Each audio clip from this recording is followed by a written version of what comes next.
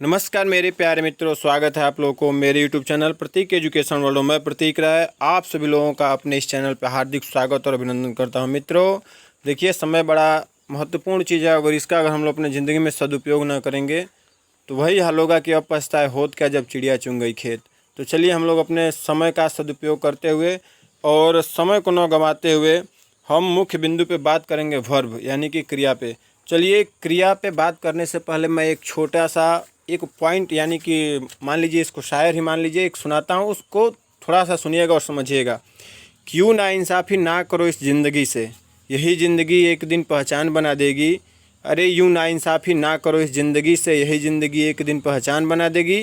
रुके नहीं थके नहीं अगर चलते गए तो, रुके नहीं थके नहीं अगर चलते गए तो तुम्हें मंजिल देकर एक दिन महान बना देगी। तो चलिए मित्रों, अपने इस ज़िंदगी के बहुमूल्य समय को सदुपयोग बनाते हुए हम लोग कुछ अच्छी बातों को सीखेंगे और पढ़ेंगे और जानेंगे। तो चलिए हम लोग बात करेंगे वर्ब पे, जो ग्रामर का एक ऐसा महत्वपूर्ण पॉइंट है कि इसके बिना किसी भी वाक्य की रचना असंभव है। तो चलिए हम लोग बात करेंगे वर्ब पे। वर्ब होता क्या है? वर्ब को हिंदी में बोला जाता है क्रिया। इसकी परिभाषा क्या होती है? तो देखिए, वे शब्द जिनके द्वारा किसी कार्य का होना या घटना पाया जाए क्रिया कहलाते हैं। वे शब्द जिनके द्वारा किसी कार्य का होना या घटना पाया जाए क्या कहलाते हैं? क्रिया कहलाते हैं। जिनके द्वारा किसी कार्य का होना घटना पाया जाए वो क्रिया कहलाते हैं। ठीक है मित्रों, देखिए यही है कि वे सब जिनके द्वारा किसी कार्य का होना या घटना पाया जाए क्रिया कहलाते हैं। ठीक है मित्रों, जैसे देखिए, जैसे मैं उठना बैठना गाना सुनना, ये सभी चीज़ क्या है? ये सभी चीज़ क्या है? क्रिया है। उठना बैठना गाना सुनना, ये सभी चीज़ क्या है? क्रिया है। चलिए, अब क्रिया कितने प्रकार की होती है? तो देखिए, क्रिया होती है हमारी दो प्रकार की। क्रिया कितने प्रकार की होती है? क्रिया कितने प्रकार की होती है? तो क्रिया होती है दो प्रकार की। क्रिया कितने प्रकार की होती है? दो प्रकार की होती है। मित्रों, क्रिया कितने प्रकार की होती है? तो क्रिया होती है दो प्रकार की। ठीक है, कैसे? तो एक हमारा होता है अकर्मक क्रिया और एक हमारा होता है सकर्मक क्रिया। एक हमारा क्या होता है? अकर्मक क्रिया और एक हमारा होता है सकर्मक क्रिया। मित्रों, यह है हमारा अकर्मक क्रिया, ठीक है, और यह है हमारा सकर्मक क्रिया। देखिए, दोनों में थोड़ी सी भिन्नता है। दोनों को जब परिभाषा हम समझेंगे तब हमको क्लियर आए समझ में आएगा कि क्या अकर्मक होता है और क्या सकर्मक होता है। कर्मक को इंट्रांजिटिव बोलते हैं और सकर्मक को ट्रांजिटिव बोलते हैं। तो चलिए अब हम लोग पढ़ेंगे और समझेंगे और जानेंगे। तो देखिए, अकर्मक क्रिया के बारे में बात करेंगे हम। तो जिस क्रिया के साथ कर्म का प्रयोग न हो, जिस क्रिया के साथ कर्म का प्रयोग न हो, वो क्या कहलाता है? अकर्मक क्रिया होती है। वो कौन क्रिया होती है? अकर्मक क्रिया होती है। जिसके साथ कर्म का प्रयोग न हो वो क्या होती है? अकर्मक क्रिया होती है। जैसे कि राम खाता है, ये केवल इसमें क्या है? खाता क्रिया है। केवल क्या है? खाता है। तो खाता ओनली क्या है? क्रिया है, वर्ब है। इसमें दूसरे वाक्य में देखेंगे कि मैं दौड़ता हूँ, ये मैं दौड़ता हूँ ना है, तो इसमें दौड़ता है, ये दौड़ता क्या है? ओनली वर्ब है, यानी कि केवल क्रिया है। तो इसलिए क्या है? इसमें क्रिया है, ये क्रिया है, इसके साथ कोई कर्म का प्रयोग नहीं हुआ है, इसलिए क्या हो जाएगा? अकर्मक क्रिया हो जाएगा। यानी कि अगर पूछा जाए कि इस वाक्य में कौन क्रिया है, अगर ये वाक्य दे दिया गया, ये वाक्य दे दिया गया, पूछा गया कि इस वाक्य में कौन क्रिया है, तो आप बताएंगे कि इस वाक्य में अकर्मक क्रिया है। चलिए अब आगे बात करेंगे हम लोग किसका? सकर्मक क्रिया का। किसका बात करेंगे? सकर्मक क्रिया का। तो इसमें क्या होता है? तो जिस क्रिया के साथ कर्म का प्रयोग होता है, जिस क्रिया के साथ क्या होता है? कर्म का प्रयोग होता है, वो क्या होती है? सकर्मक क्रिया होती है। जैसे कि अब देखिए, इसके उदाहरण देखिए, इसके उदाहरण देखते हैं हम मित्रों। देखिए, इसमें और उसमें अंतर क्या था? इसमें देखिए लिख दिया गया है कि राम आम खाता है। चलिए इसमें देखते हैं, हम लोग समझते हैं खाता क्या है। ये खाता क्रिया है। खाता क्या है? क्रिया है। खाता है क्रिया, लेकिन खाता है तो क्या खाता है? तो खाता है आम। खाता क्या है? ये क्या खाता है? ये खाता है आम। क्या खाता है? आम। तो जब आम खाता है तो यानी कि खाने का कर्म क्या हो गया? आम हो गया। तो इसको हम क्या बोलेंगे? सकर्मक क्रिया। यानी कि ऐसे जो वाक्य लिखे जाए, ऐसे राम आम खाता है, मैं छत पर दौड़ता हूँ। देखिए इसमें समझेंगे थोड़ा हम लोग। देखिए इसमें क्या है? राम खाता है, इसमें केवल आपका है खाता है, ठीक है। और इसमें देखिए, इसमें देखिए आप, इसमें क्या है? इसमें आपका है राम आम खाता है, राम आम खाता है। तो इसमें क्या है? खाना है ना, तो खाना क्या है? आम खाना है। तो यानी कि खाना बताया जा रहा है कि इसमें क्या है? आम को खा रहा है। तो यानी कि इसको हम क्या कहेंगे? इसको कहा जाएगा कि जिस क्रिया के साथ कर्म का प्रयोग होता है वो क्या होता है? सकर्मक क्रिया होता है। चलिए मित्रों, आशा है कि आप लोगों को समझ में आ गया होगा। तो अब हम लोग आगे देखते हैं। आगे देखते देखिए क्रिया का निर्माण। अब क्रिया जो होती है मित्रों, आखिर में क्रिया है, क्रिया है, ये क्रिया का निर्माण किस चीज़ से होता है? तो क्रिया का निर्माण किससे होता है? धातु से होता है। किससे होता है? धातु से होता है। किससे होता है? धातु से होता है। और ये धातु कितने प्रकार की होती है? 2 प्रकार की होती है। धातु कितने प्रकार की होती है? 2 प्रकार की होती है। एक मूल धातु होता है और एक होता है यौगिक धातु। एक होता है मूल धातु और क्या होता है? यौगिक धातु। चलिए मूल धातु के बारे में हम देखते हैं कि ये स्वतंत्र होते हैं। ये क्या होते हैं? स्वतंत्र होते हैं। किसी अन्य शब्द से इनका कोई संबंध निर्भर नहीं होता है, यानी कि ये किसी पे मतलब जुड़े नहीं होते हैं। ये सिंगल होते हैं और क्या होते हैं? स्वतंत्र होते हैं। ये सभी क्या होते हैं? एकदम स्वतंत्र होते हैं, एकदम फ्री होते हैं, एकदम फ्री। इन पे कोई दबाव नहीं होता है। तो देखिए अब क्या हम देखेंगे। ये मूल धातु क्या होती है? खा मूल धातु है, रो मूल धातु है, पढ़ मूल धातु है, रह मूल धातु है, कर, ये सभी चीज़ क्या है? मूल धातु है। ये क्या है? मूल धातु है। ये होते हैं स्वतंत्र होते हैं और इनसे कोई खंड नहीं किया जा सकता। लेकिन अब हम पढ़ेंगे यौगिक धातु। यौगिक का मतलब होता है योग यानी कि जोड़। तो इसमें क्या होता है? तो इसमें देखिए क्या होता है कि मूल धातु में जब प्रत्यय जोड़ा जाता है तो उस रूप को यौगिक धातु बोलते हैं। क्या होता है? जब मूल धातु में प्रत्यय जोड़ा जाता है तो क्या बोला जाता है?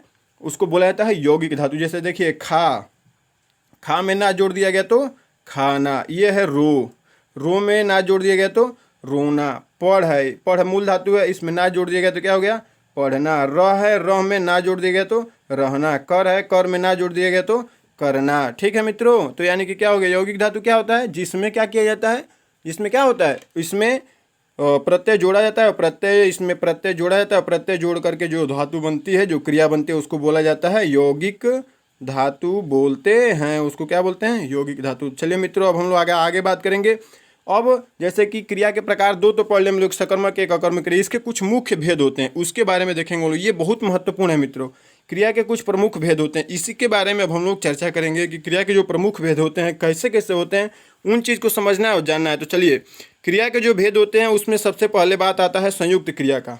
किसका बात आता है? संयुक्त क्रिया का। संयुक्त क्रिया यानी कि इसको ध्यान समझिए। संयुक्त का मतलब होता है मिला जुला। संयुक्त मतलब क्या होता है? मिला जुला। संयुक्त मतलब क्या होता है? मिला जुला। अगर 2 और 3 है तो उसको संयुक्त कहा जाएगा, तो वो हो जाएगा केवल 5 हो जाएगा। तो इस तरह से इसमें वही चीज़ है, इस चीज़ को समझना है ध्यान से। क्या है कि जब 2 या 2 से अधिक क्रियाओं के योग से जो पूर्ण बनती है, क्या बनती है? पूर्ण क्रिया बनती है, संयुक्त क्रिया होती है। 2 या 2 से अधिक क्रियाओं के योग से जो पूर्ण क्रिया बनती है, क्या होती है? संयुक्त क्रिया होती है। कौन क्रिया होती है? संयुक्त क्रिया होती है। जैसे देखिए, मैं अवकाश ले लिया हूँ। मैं अवकाश ले और लिया, लेना एक क्रिया है और लिया भी एक क्रिया है, तो दो क्रियाएं हो गई ना। तो 2 क्रियाओं से क्या हो रहा है? दोनों जब तक क्रिया का प्रयोग नहीं होगा तब तक ये वाक्य पूरा भी नहीं होगा। ये बताइए, अगर मैं इसको पढ़ता हूँ, मैं अवकाश ले हूँ, तो ये क्या है? ये कोई वाक्य होगा? नहीं होगा। और क्या ये क्रिया कोई पूरा होगी? ये केवल ले बोलेंगे तो नहीं होगा। तो क्या बोला जाएगा? इसके लिए हम लोग क्या बोलेंगे? ले और लिया दोनों बोला जा रहा है। तो ये क्या है? ले भी क्रिया है और लिया भी क्रिया है। तो यानी कि इसकी परिभाषा में हम लोगों ने क्या पढ़ा है कि जिसमें क्या होता है? जिसमें 2 या 2 से अधिक क्रियाओं के योग से जो पूर्ण क्रिया बनती है, वो क्या होती है? संयुक्त क्रिया होती है। आशा मित्रों आप लोग समझ में आ गया होगा। चलिए अब हम लोग आगे बात करेंगे नाम धातु क्रिया की। नाम धातु क्रिया क्या है?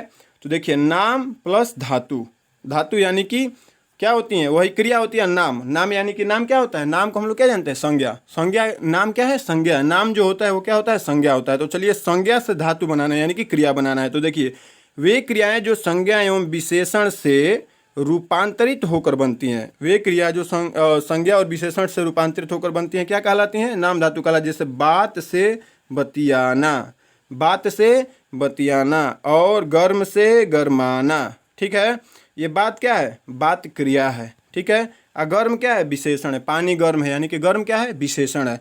तो विशेषण से क्या हो गया? गर्म से हो गया गरमाना, यानी कि इधर क्या दिया गया? नाम प्लस आना। इसमें नाम धातु क्रिया की पहचान करने के लिए उसमें क्या हम जानेंगे? उसमें आना जुड़ा रहेगा तो हो जाएगा नाम धातु क्रिया। यानी कि नाम यानी कि संज्ञा और विशेषण में जो प्रत्यय जुड़ जाए और जुड़ करके क्रिया का निर्माण कर दे, वही क्या होगा? हो जाएंगे नाम धातु क्रिया। तो चलिए अब हम लोग बात करेंगे प्रेरणार्थक क्रिया।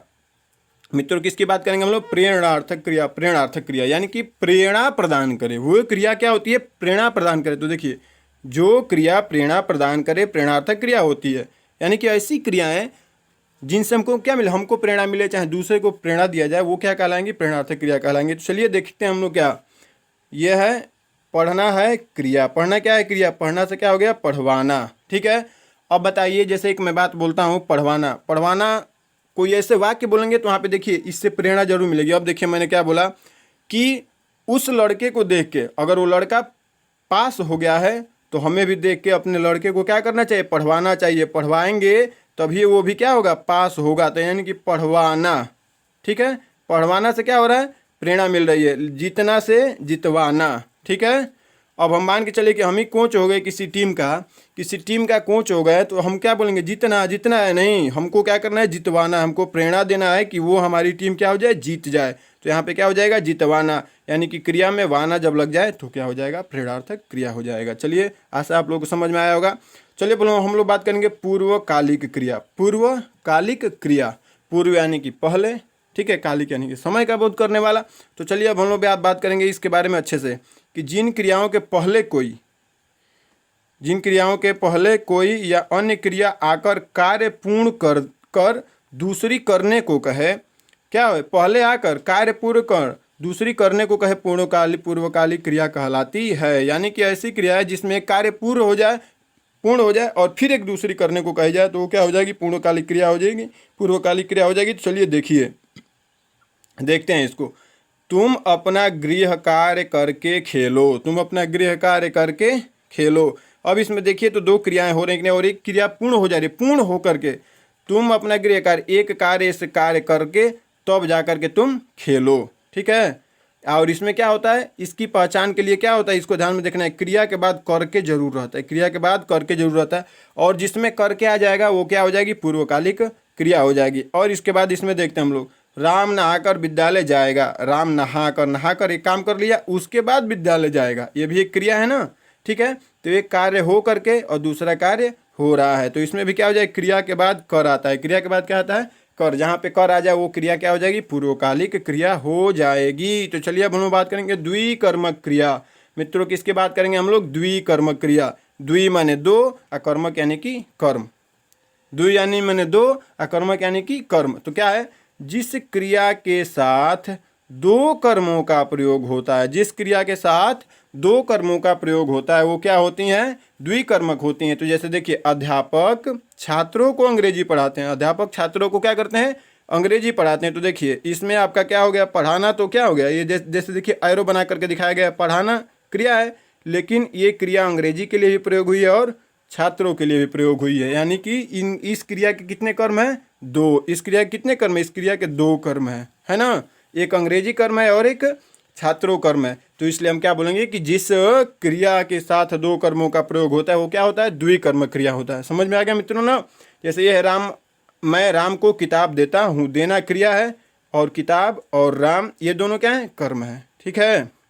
इस तरह से और भी दिमाग में जो भी वाक्य रहे, जैसे कि मैं रोहन को कलम देता हूँ। एक कलम हो गया और रोहन भी क्या हो गया? कर्म हो गया। तो ऐसे हमारे क्या हो जाएंगे? द्विकर्म क्रिया। अब हम लोग बात करेंगे सबसे महत्वपूर्ण चीज़, सहायक क्रिया। ये इतनी मतलब महत्वपूर्ण बिंदु है कि सहायक क्रिया की परिभाषा किसी से पूछ दिए उसको समझ में नहीं आता। चलिए सहायक क्रिया के बारे में समझेंगे हम लोग कि ये होती क्या है। चलिए सहायक क्रिया, अब इसके बारे में समझते हैं कि वे क्रिया जो किसी कार्य के साथ या सामान्य वाक्य के अंत में आकर वाक्य को पूर्ण करे, सहायक क्रिया होती है। ठीक है। किसी क्रिया के साथ या वाक्य के अंत में आकर के वाक्य को पूरा करे वो क्या होती है? सहायक क्रिया होती है। जैसे कि देख लीजिए, ये क्या है?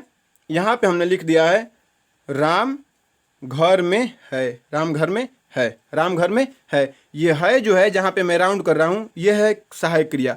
और ये अगर सहायक क्रिया यहाँ पे न रहे तो देखिएगा, यहाँ पे अगर ये न रहे तो क्या ये वाक्य पूरा हो रहा है? राम घर में क्या है? कुछ नहीं, समझ में नहीं आ रहा कि वाक्य पूरा हो रहा है कि नहीं हो रहा है। ठीक है। तो ये क्या करता है? हम लोग सामान्य परिभाषा में कह देंगे कि सहायक क्रिया क्या करती है? वाक्य के अंत में आके वाक्य को पूरा करती है। ठीक है।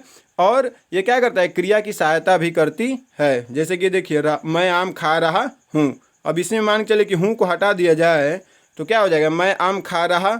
इस वाक्य को पूरा करने का कोई सवाल ही नहीं है जब तक सहायक क्रिया नहीं रहेगी। ठीक है। तो सहायक क्रिया क्या करते हैं? वाक्य को पूरा करते। कहाँ रहती है? वाक्य के हमेशा अंत में रहेगी। हमेशा अंत में रहेगी। और देखिए ये क्या होता है? हूँ, हो, था, थी, थे, ये सभी चीज़ क्या है? सहायक क्रिया। ये सभी चीज़ क्या है? ये सभी चीज़ सहायक क्रियाएं हैं। तो चलिए मित्रों, आशा है आप लोगों को मेरा वीडियो अच्छा लगा हो तो लाइक, और हमारे चैनल पर नए होंगे तो सब्सक्राइब कीजिएगा और कमेंट करते रहेगा मित्रों। मैं इतना अगर हमारा मेहनत अगर आपको अच्छा लगे और इतना अगर त्याग किया जा रहा है तो आप लोगों के लिए किया जा रहा है कि आप लोग देखिए यूट्यूब पे तो अनेकों टीचर हैं, लेकिन सेटिस्फाई होना सबसे बड़ी बात है। और अच्छा आपको नॉलेज कहाँ से गेन हो रहा है, कहाँ से आपको अच्छी बातें सीखने की मिल रही है, वही आपके लिए बेस्ट टीचर है। आप हमारे वीडियो को ज़रूर देखिएगा, अंत तक देखिएगा, और अच्छा लगेगा तो लाइक ज़रूर कीजिएगा और एक दो लोगों से शेयर करके और प्लस सब्सक्राइब करने के लिए ज़रूर कहिएगा। हमारा चैनल हमेशा आपके संबंध में, आपके हित के लिए हमेशा कार्य करता रहेगा। आप सभी लोगों का दिन हमेशा मस्त हो, आप हंसते रहिए, मुस्कुराते रहिए, और आप अपना मुस्कान हमेशा स्माइल के साथ रखे रहिए, क्योंकि हमारा मुस्कान ही है जो दूसरे के सुख में भागीदार होता है। नमस्कार मित्रों, धन्यवाद। हर हर महादेव।